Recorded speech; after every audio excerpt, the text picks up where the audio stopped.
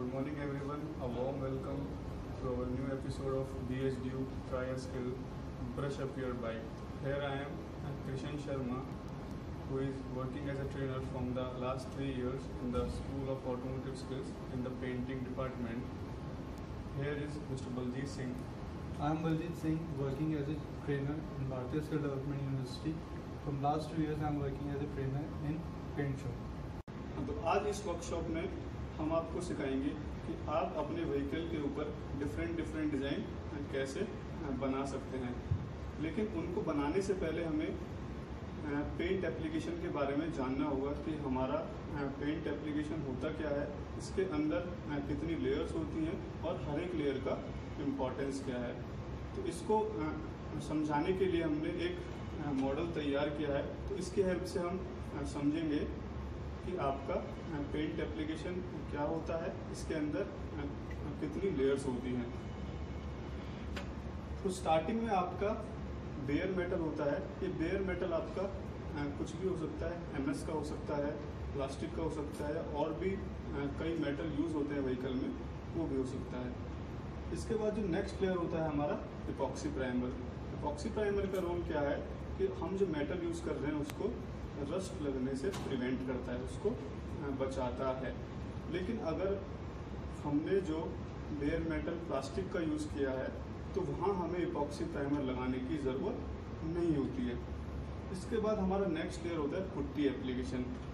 Putty application क्या होता है, हमने घरों की वॉल्स देखी होंगी, उनमें क्या है थोड़े थोड़े होल्स रह जाते हैं। उन होल्स को फिल करने के लिए हम पुट्टी लगाते हैं और इसको लगाने के बाद हमारी वॉल्स इक्वल हो जाती है, हमारा सरफेस फ्लैट हो जाता है। वही सेम काम यहाँ पर भी है इसका कि हमारा कोई व्हीकल है, उसका जो सरफेस है उसमें डेंट हो गया, एक्सीडेंट की वजह से हो गया है या कोई स्क्रैच हो गया है, उसको इवन करने के लिए हम पुट्टी एप्लीकेशन का यूज़ करते हैं। लेकिन अगर हमारा कोई न्यू पैनल है तो वहाँ हमें इसकी ज़रूरत नहीं पड़ती है। नेक्स्ट है आपका प्राइमर सरफेसर। इसका क्या रोल है पेंट एप्लीकेशन में कि हमारा जो बेयर मेटल है और हमने जो पेंट एप्लीकेशन किया है उसको आपस में जोड़ने के लिए हम प्राइमर सरफेसर यूज़ करते हैं। इसका इस एप्लीकेशन में यही मेन रोल है।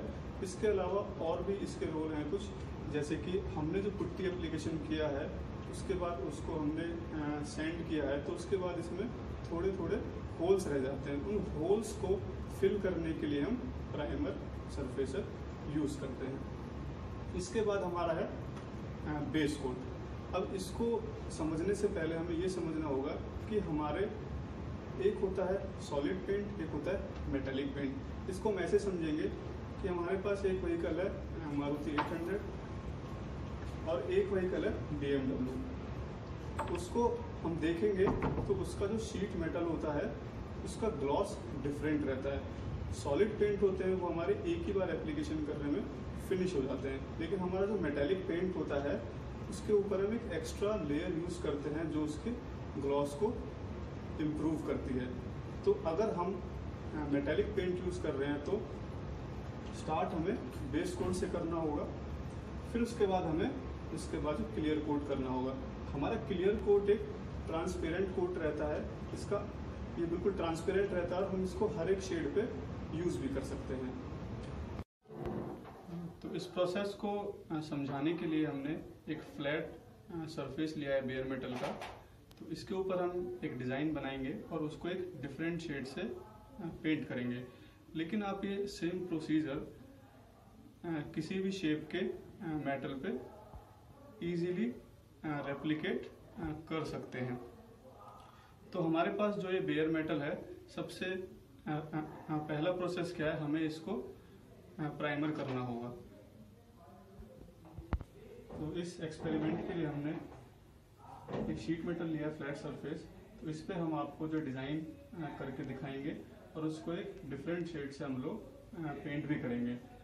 सेम प्रोसीजर आप हर एक शेप के मेटल पे अप्लाई कर सकते हो। तो हम आपको एक स्टैंडर्ड प्रोसीजर बताएंगे। हमारे पास बेयर मेटल है, आपको उसको चेक करना है पहले। जो भी बेयर मेटल है, आप चाहे बाइक पे कर रहे हो, चाहे आप अपनी गाड़ी पे कर रहे हो, चाहे कोई फ्लैट सरफेस है, तो आपको शीट मेटल को चेक करना है कि उसके ऊपर कोई रस्ट तो नहीं है। अगर रस्ट है तो आप उसके लिए 80 का सैंड पेपर यूज कर सकते हो, which can be easily available in the market. उस 80 के सैंड पेपर से आपको इस शीट मेटल को अच्छे से साफ करना है पहले। So you can easily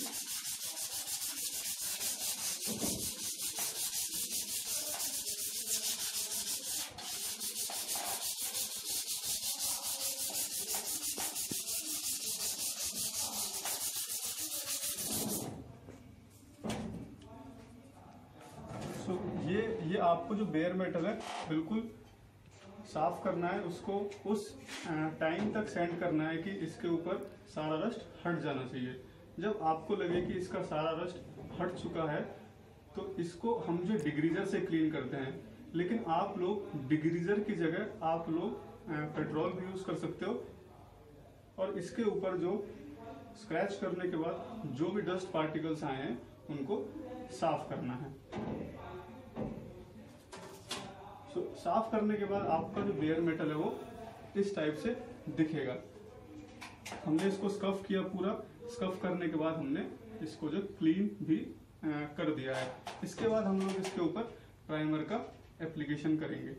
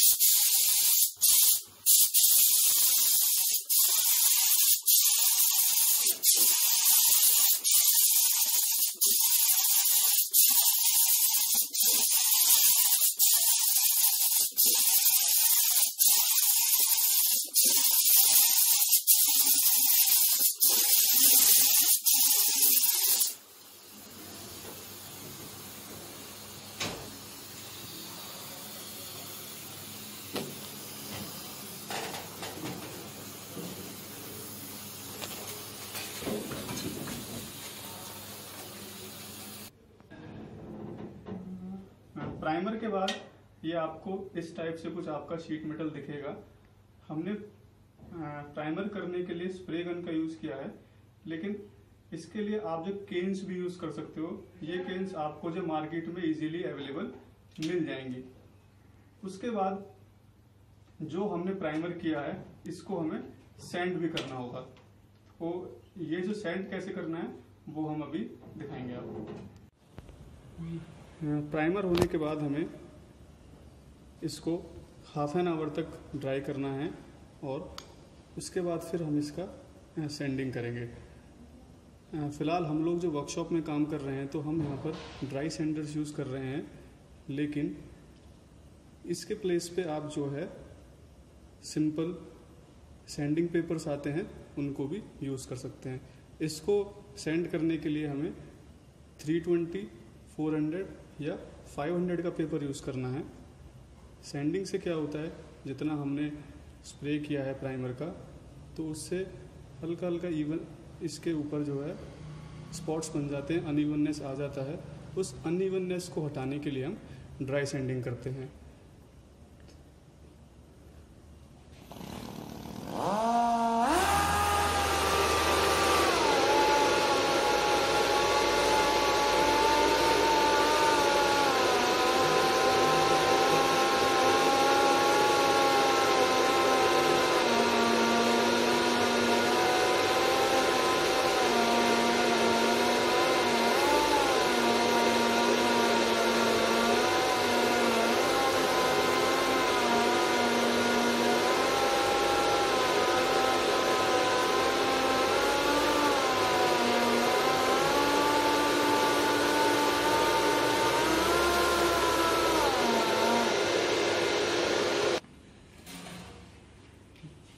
dry sending के बाद हमें इसको डिग्रीजर से क्लीन करना है।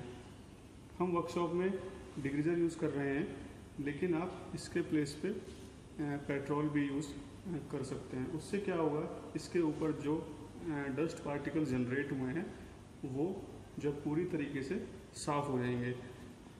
नहीं तो इसके ऊपर हम जब पेंट एप्लीकेशन करेंगे तो उसके ऊपर हमारा डस्ट पार्टिकल्स आएंगे और वो हमारा फिनिश को ख़राब कर देंगे। सो हमें क्लीनिंग इस टाइप से करनी है कुछ।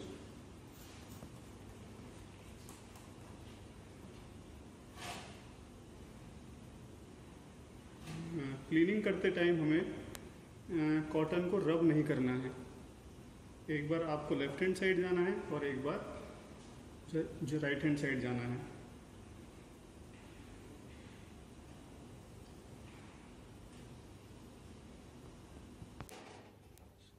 सो इसके बाद after the cleaning of the panel we will draw a design on the panel.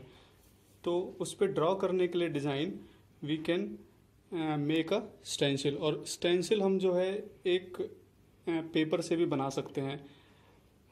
हम फिलहाल इसके ऊपर एक स्टार बनाने वाले हैं, तो हम लोगों ने एक स्टार का स्टेंसिल जो कट किया।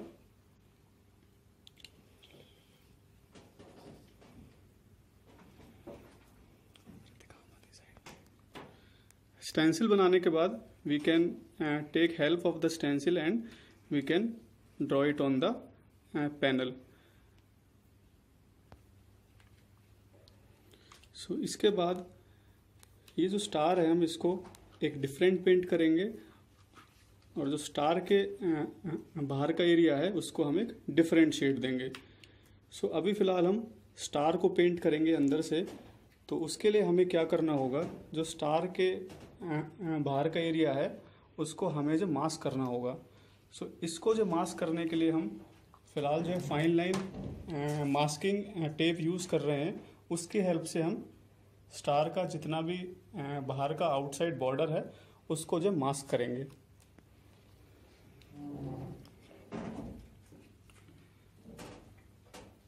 सो इसके बाद क्या करना है हमें, फ़िलहाल हम जो मास्किंग पेपर यूज़ कर रहे हैं, लेकिन आप in place of masking paper you can also use the newspaper.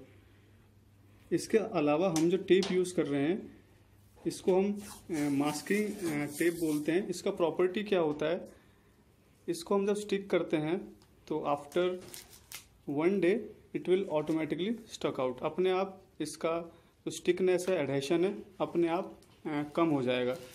इसलिए आपके पास ये टेप अवेलेबल है तो आप ये टेप यूज़ कर सकते हैं, और आप जो डॉक्टर्स टेप भी यूज़ में ले सकते हैं। उसका एडहेशन भी as compare to simple tapes are very less. इसके बाद आपको ये पूरा फ्रेम बिल्कुल ऐसे ही आपको मास्क करना है। सिर्फ आपको स्टार वाला एरिया ही ओपन रहना चाहिए, और इसके जो आसपास का एरिया है you have to properly mask all the area. Because अगर एक भी होल या एक भी स्पेस अगर इसमें रहा तो स्प्रे उसके अंदर फिल हो जाएगा। तो इसलिए हम जब मास्किंग करते हैं तो हमें ये ध्यान देना है कि जो एरिया हमें पेंटिंग के लिए यूज़ करना है सिर्फ वही ओपन होना चाहिए, और इसके अलावा आसपास का एरिया अच्छे से हमें उसको प्रॉपरली मास्किंग करना है। इसके बाद हम लोग इसमें एक पेंट यूज़ करेंगे, एक शेड यूज़ करेंगे। स्टार की मास्किंग के बाद हमें इसके ऊपर जो पेंट करना है, हम लोग स्प्रे पेंट यूज़ कर रहे हैं, but you can use the small cans of paint also. हम आपको रिकमेंड करेंगे कि आप पूरी सेफ्टी लें। हम स्प्रे गन से यूज़ कर रहे हैं तो we are using the mask and respirator, but you can also use the simple dust mask also. तो हम जब ये करें तो we are recommending you that you should wear proper safety. So अभी हम स्प्रे गन की हेल्प से स्टार के अंदर जब पेंट करने वाले हैं।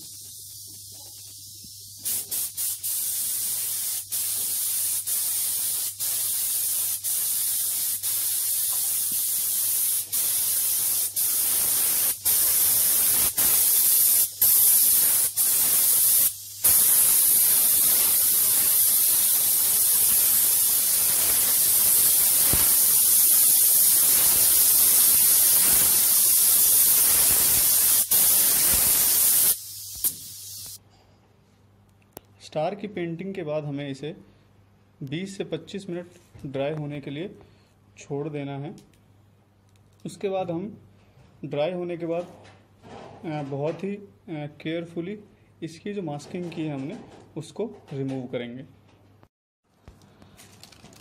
हाँ, तो ये हमारा जो हमने पेंट किया था ये हमारा पैनल ड्राई हो चुका है।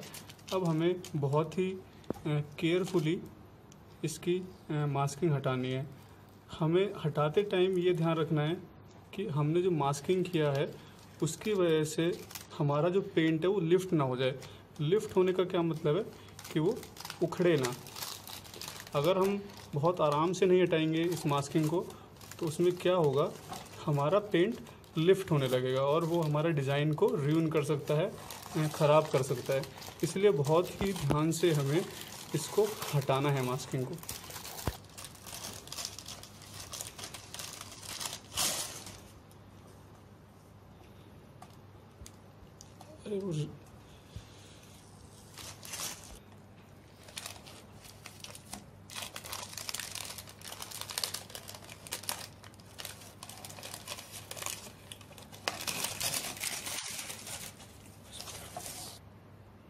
इसके बाद हमारा अगला प्रोसेस क्या है कि हमने स्टार को पेंट कर दिया है। अब हमें स्टार के जो आउटसाइड एरिया है उस पर हम लोग ब्लैक पेंट करने वाले हैं। तो उस ब्लैक पेंट को करने के लिए हमें उससे पहले स्टार को हाइड करना होगा, यानी कि इस स्टार को हमें अच्छे से मास्क करना होगा जिससे कि हमारा ब्लैक पेंट स्टार के अंदर जो पेनिट्रेट ना करे। तो हमें ध्यान रखना है कि हमारा स्टार का छोटा सा पार्ट भी एक्सपोज नहीं होना चाहिए when we do the black paint, otherwise the black paint will impose on the stars paint. तो हमें ये ध्यान रखना है कि हमारा स्टार का जो मास्किंग कर रहे हैं वो प्रॉपर तरीके से होना चाहिए और एक भी उसका पार्ट जो है एक्सपोज नहीं रहना चाहिए। इसके लिए हम जो डॉक्टर्स टेप यूज़ कर सकते हैं। फ़िलहाल हम जो मास्किंग टेप यूज़ कर रहे हैं, लेकिन आप लोग डॉक्टर्स टेप भी यूज़ कर सकते हो। जैसे कि मैंने बताया उसका जो स्टिकनेस है वो उतना ज़्यादा नहीं रहता है।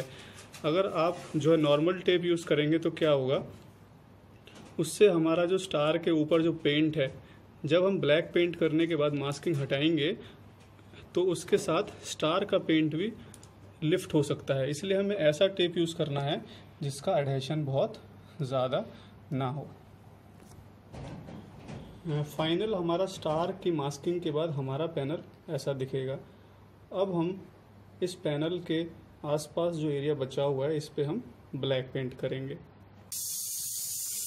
सो हमारा मास्किंग हमने चेक कर लिया है। सो इसके ऊपर ब्लैक पेंट स्टार्ट करने से पहले हमें ये चेक करना है कि हमारा जो मास्किंग है वो प्रॉपर है और एक भी हमारा पार्ट एक्सपोज नहीं होना चाहिए। जो हमने स्टार के ऊपर पेंट किया है वो हमारा पार्ट एक भी एक्सपोज नहीं होना चाहिए। जब आप ये इंश्योर कर लें कि हमारा एक भी पार्ट एक्सपोज नहीं है, उसके बाद will start the black painting over the remaining part.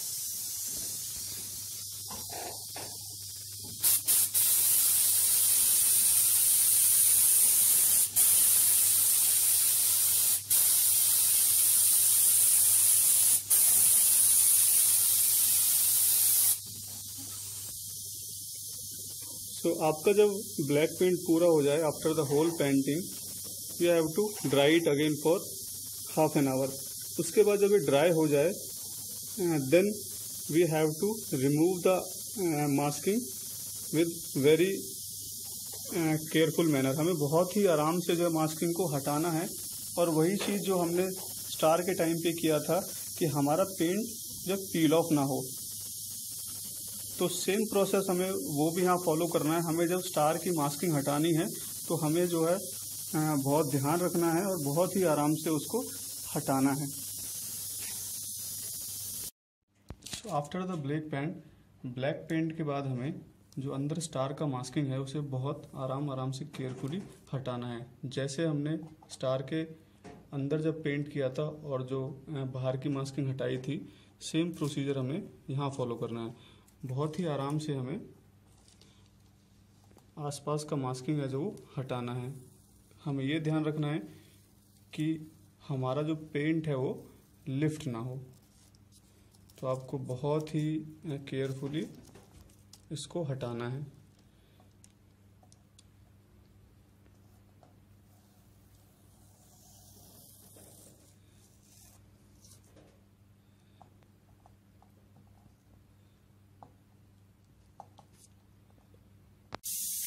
तो आप देख सकते हैं कि we have remove the masking of the star and अब स्टार का कलर जो है आप देख सकते हैं। तो स्टार का कलर एक डिफरेंट शेड में है और आसपास आपका एक डिफरेंट शेड है।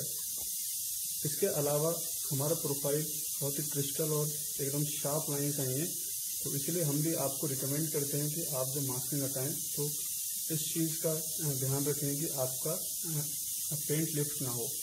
इसके बाद हमने आपको बताया था कि बेस कोट के बाद हम एक ट्रांसपेरेंट लेयर भी यूज़ करते हैं जिसको हम क्लियर कोट बोलते हैं, which helps to increase the gloss of the panel. इससे क्या होता है, हमारा पैनल है, हमारा जो पेंट किया है हमने इसके ऊपर, उसका ग्लॉस और इम्प्रूव हो जाता है। तो फिलहाल हम जो है इसके ऊपर स्प्रे गन से क्लियर कोट यूज़ करेंगे, but you can also use the small can which are easily available in the market। तो आप इस टाइप के जो केन्स भी यूज कर सकते हैं to do the clear coat on the surface.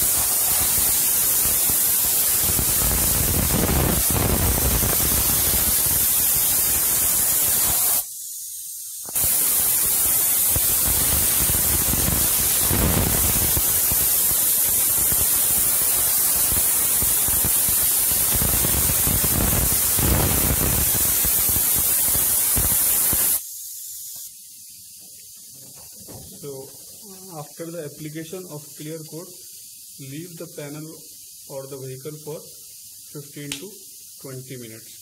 So जो आपका clear coat है वो अच्छे से dry हो जाएगा and the gloss will enhance। In the video how to make a design on the vehicle, तो हमने एक आपको फ्लैट सरफेस की हेल्प से बताया कि हम अपने व्हीकल पे कैसे डिजाइनिंग कर सकते हैं। बट आप ऐसी डिफरेंट डिजाइन हर एक शीट मेटल पे आसानी से बना सकते हैं। Standard operating procedure will be the same for each and every process. तो इस पर हमने क्या किया, सबसे पहले शीट मेटल लिया, उसका रस्ट हटाया, उसके बाद हमने प्राइमर सरफेसर किया। हमने जो प्राइमर सरफेसर किया हमने 1.5 कोट यूज़ किया है। ये जो कोट्स का मतलब क्या होता है कि हमने एक बार स्प्रे किया, उसके बाद हम फ्लैश ऑफ टाइम देते हैं, एक ब्रेक देते हैं कि जिससे हमारा एक कोट है वो हल्का सा ड्राई हो जाए, जिससे हम एक और कोट करेंगे वो उसके ऊपर अच्छे से स्टिक हो। ये जो कोट्स हैं ये इंडस्ट्री डिफाइन करती हैं, जो मैन्युफैक्चरर्स होते हैं पेंट के वो डिफाइन करते हैं कि हमें इस प्रोडक्ट के 1 कोट यूज़ करना है या 2 कोट यूज़ करना है। एक्सपेरिमेंटल होते हैं, तो आप जो प्रोडक्ट यूज़ करेंगे उस पर लिखा रहता है कि आपको प्राइमर का 1 कोट यूज़ करना है या 1.5 कोट यूज़ करना है। ये बेसिकली जो कवरिंग होती है उस प्रोडक्ट की उसके हिसाब से स्टैंडर्ड होते हैं। तो हमने यहाँ प्राइमर यूज़ किया, उसका जो 1.5 कोट लगाया, उसके बाद हमने बेस कोट किया, उसका 2.5 कोट लगाया। उसके बाद हमने फाइनली इसके ऊपर एक ट्रांसपेरेंट कोट किया है, जिसको हम लोग उसे क्लियर कोट बोलते हैं, जो हमारा पैनल है उसका ग्लॉस इम्प्रूव करता है। So we hope you like the video, and if you want to know more about painting, you can visit DSU School of Automotive Skills। अगर आपको ये सेशन अच्छा लगा हो और आप ये चाहते हैं कि हम पेंटिंग पे और आपको वीडियोस दें और आप जानना चाहते हैं, so we can also do for you। So drop your contact in the comment box। Thank you। Good afternoon to all participants। On behalf of the School of Automotive Skills at Bharatiya Skill Development University, I wish to thank all of you for taking your time out in joining this session that we have conducted. I am sure it was a very interesting session and you have all generated curiosity in learning more about the automobile thing. Bharatiya Skill Development University, as you are all aware, is a very noble university doing skilling in India, and we are running the BVOC, the MVOC and the PhD courses. I am sure with this kind of an exposure, the curiosity of the students and the parents would have been generated. और हम चाहेंगे कि बच्चे parents यहाँ आके visit करें उनको और देखें कि हम क्या क्या काम करते हैं, किस किस्म से एक बहुत ही वर्ल्ड क्लास फैसिलिटी के थ्रू हम ट्रेनिंग करते हैं, and it will be our pleasure. Thank you so much.